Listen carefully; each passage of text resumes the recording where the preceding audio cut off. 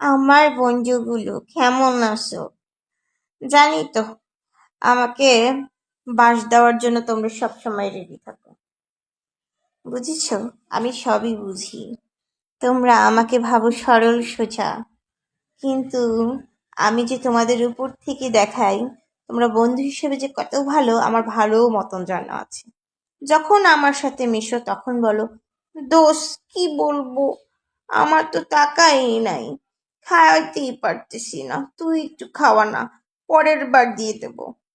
ঠিক আছে, খাওয়াইলাম, এটা আবার বড় ব্যাপার কি?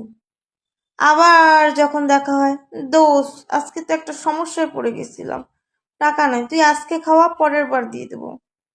আবার ফোন দিয়ে, দোষ আমি তো টাকা নাই, আমাকে একটু ধার দিবি।